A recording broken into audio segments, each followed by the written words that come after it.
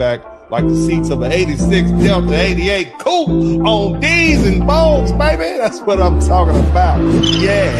Going live in a minute, Blizzard King. This is Winter Dennis Sperling Podcast. You are rocking with the realest black men represented. Ain't no lies, cause we winning. Catching flies, ain't no feelings. Uncle D, we the villain, baby. We just left the village, baby. Now we in them villas, baby. Dennis Sperling Podcast, tuning in, we get it, baby. You can hate the player, hate the game. We love all you haters. Hate watch, hate watch. Calling lovely ladies, hands on your knees, bitch, please. You can thank us later. We snatching the crowns off of queens, we obliterate them. Tell the truth, shame the devil, they trying to eliminate us. You begging the sipping haters, peeling layers off potatoes. Whoa, Southern Cadillac music like Outkast. Ain't jumping without bass. Dennis Sperling Podcast. Whoa. Southern Cadillac music like Outkast. Ain't jumping without bass. Dennis Sperling Podcast. Whoa. We have to clean up what's going on in our house before we do anything else.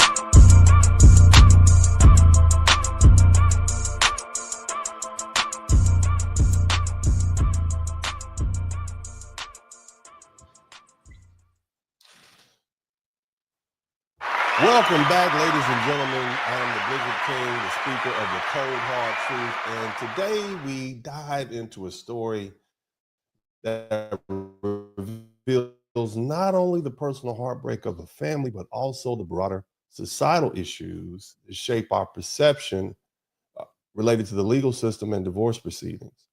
Now, this story isn't just about one couple.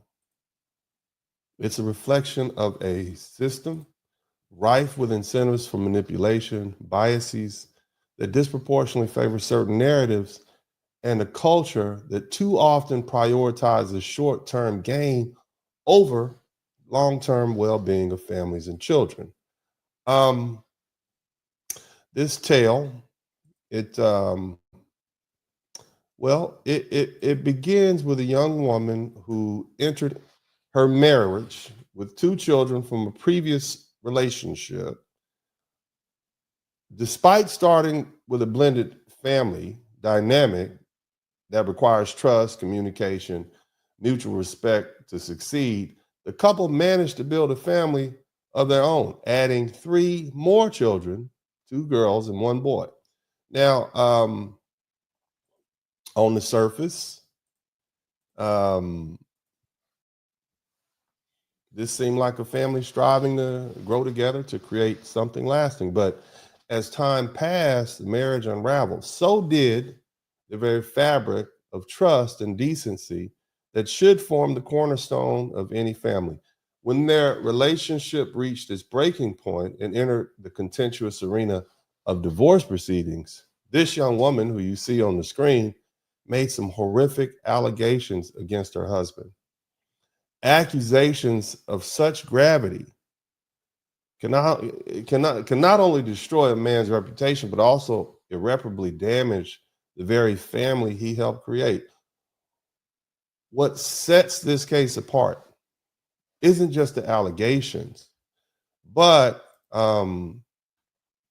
its cultural backdrop from which they emerged. See, this young woman, the woman that I had up on the screen, and I actually put her back up on the screen again, she admitted that she follows Shira 7, an online influencer who gained fame for advocating strategies to maximize personal gain in relationships. Shira 7, best known for coining the phrase sprinkle, sprinkle, represent a corner of modern relationship culture that prioritizes materialism and self-interest.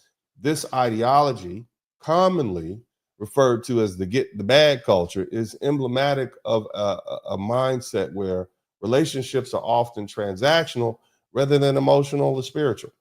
The goal is simple: extract as much financial benefit as possible from your man, often under the guise of romantic involvement. While this approach might be framed as empowerment by its proponents, it also fosters exploitation, distrust, and manipulation. Um, what is the sprinkle, sprinkle strategy? Well, the woman's acknowledgement of being influenced by the get the bag teachings offers a lens through which her actions can be understood. This mindset may have shaped her approach to marriage, prioritizing financial advantage over genuine partnership. The allegations she made during the divorce could be seen as part of a broader strategy to secure the bag, leveraging the legal system to maximize financial gain and ensure control over assets and custody. Look, we're looking at a transactional approach. Instead of viewing marriage as a partnership built on love and mutual support, the relationship may have been seen as an opportunity to improve her financial standing. The other thing, we're looking at weaponizing allegations.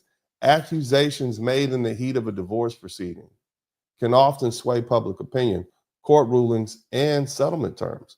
Whether these claims are true, exaggerated, or outright false, their impact on the accused and the children is devastating. Now, this get the bag ideology often advocates using emotional or legal leverage to maintain control and maximize gains. The following mindset, or should I say, following this mindset, the women may have felt justified in their actions, viewing them as a means to an end. Now, while some may argue that this culture promotes independence and ambition, its darker side is undeniable at its core. Get the bag culture distorts relationships. It encourages people to view their partners as resources to be exploited rather than men to be cherished. And this mindset leads to, number one, the erosion of trust, because genuine relationships require vulnerability, trust, and mutual effort. Viewing a man as a financial opportunity undermines these foundational values. The other thing is it breaks down the family. When the ideology enters a marriage, the family dynamic shifts from nurturing to transactional. Children in such families often witness manipulation and conflict, which can leave a lasting emotional effect and plenty of emotional scars. The other thing is, women with this mindset, they weaponize systems. Divorce proceedings become a battlefield with the legal system used as a tool to extract maximum financial gain, often at the expense of fairness and due process. Now, in this specific case, the husband not only faces personal devastation of being accused of heinous acts, but also societal vilification that often accompanies such allegations. His relationship with his children is likely strained, if not over. And if not entirely severed due to these accusations, he's never going to be able to recover from this. For the children, this environment is equally toxic. They're caught in a power struggle where they may be used as leverage. The long-term effects of growing up in a home where financial gain and manipulation are overshadowed, or they overshadow love and trust, that's deeply troubling, to say the least. Now, this tale is a sobering reminder of the dangers of embracing toxic ideologies in a relationship. Get the bag culture may promise empowerment, but it often leads to broken families, damaged trust, and emotional devastation. Relationships should be built on mutual respect, shared goals, and commitment to growth, not on a transactional mindset that reduces love to financial strategy. Let this be a wake-up call to reject those toxic influences and instead prioritize genuine connection and integrity in our relationships. Because when your love becomes just another hustle, everyone's partner, everyone's child, everyone's family pays the price. Divorce is already deeply emotional and challenging as a process, but when you introduce the prospect of financial gain, child custody battles, and the public image management, it becomes a high-stakes game where accusations are often used as leverage. Divorce laws in many jurisdictions create a system where one spouse, often the husband, becomes financially responsible for the other. Accusations of abuse or misconduct can lead to more favorable settlements, increased alimony, and larger shares of material property. The current get the bag or get the bag girl culture, it exaggerates or exacerbates this and encourages some to view divorce as a financial strategy rather than a delusion of a marriage. The stakes are even higher when children are involved. Allegations of DV or abuse or neglect or inappropriate behavior can tilt custody decisions, allowing one person to gain full control while vilifying the other. And in our social media driven age, narratives matter more than facts. And accusations can instantly paint one person as the villain and the other as the victim, often influencing public opinion and even judicial outcomes before the investigations are complete. One of the most troubling aspects of this system is society's reflexive tendency to believe the accuser, typically the woman, without question. The idea that someone could fabricate such a horrific claim is so unsettling that many people simply accept the allegation as true. But the dynamic creates a significant problem. Here it is. There are people who hesitate to challenge these claims because they worry they'll be seen as defending an abusive behavior. And this fear often stifles due process and it encourages a guilty until proven innocent mindset. And then also in an age of instant headlines and viral tweets, accusations spread faster than facts. By the time the truth emerges, reputations are already destroyed. Men in these situations, especially Black men, face amplified challenges due to societal biases. They endure public vilification, emotional trauma, and financial devastation, all while being stripped of their right to fair treatment. And the data tells us a very important story. In the United States, women initiate 69% of the divorces, a figure consistent across Western countries.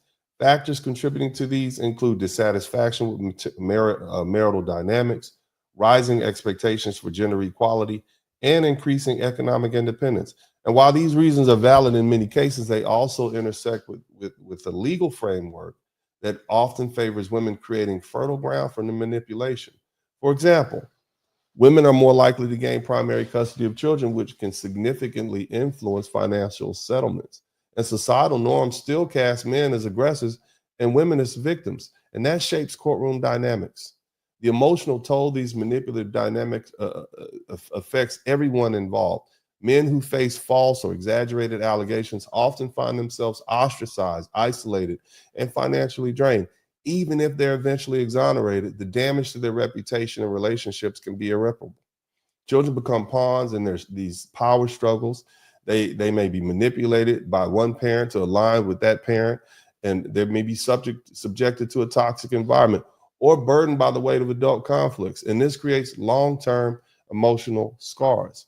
While the accuser may gain short-term advantages, the long-term impact of fabricating or exaggerating claims can backfire, damaging their credibility in relationships with their own children. And we cannot ignore the role of societal biases in this equation.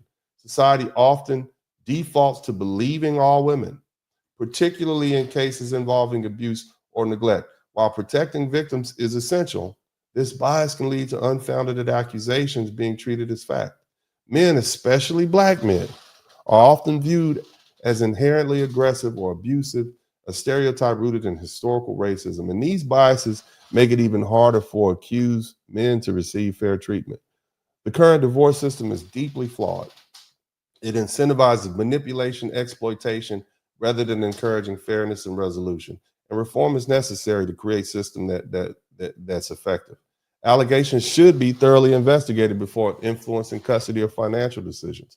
While victims must be supported, the accused deserve due process, and the presumption of innocence until proven guilty must stand. And divorce law should discourage the use of accusations as strategy for financial gain and ensuring settlements that are based on fairness rather than manipulation. The other thing is, this story is also a reflection of a toxic cultural trend. That whole get the bag mentality glorifies using relationships and marriages as transactional opportunities. While financial independence and ambition are important, this culture encourages selfishness, materialism, and exploitation, values that are antithetical to building healthy families and communities. When this mindset infiltrates the already flawed divorce system, it creates a deadly mix for families, especially children, who bear the brunt of the fallout. Now, Divorce is messy and emotional, but when it devolves into a battlefield of manipulation and accusations, the consequences are devastating. Families are torn apart, reputations are destroyed, and children are left to navigate the wreckage. To those quick to say, believe all women, not all allegations are rooted in truth. And those who vilify the accused without evidence, ask yourself, what if you were in their shoes? Now, this young lady has started a GoFundMe account. And this harkens back to last year when there was a story where a young woman swore up and down she was hit in the face with a brick, and it turned out to be less than truthful. So I beg of you all, wait till the authorities finish investigating. I'm always careful when I hear about these horrible criminal allegations, but there's no police report and there's been no arrest. At this point, we simply are looking at horrible allegations made against the husband in a divorce proceeding and a young woman who has started a GoFundMe account. And she's continuing this trend that we've seen in the past few years. What we must do is demand a culture and a legal system that prioritizes truth and fairness and well-being of families. Okay, and only then can we begin to heal the fractures in our society and ensure that justice truly prevails. This is the Blizzard King with the cold, hard truth, and I'm out.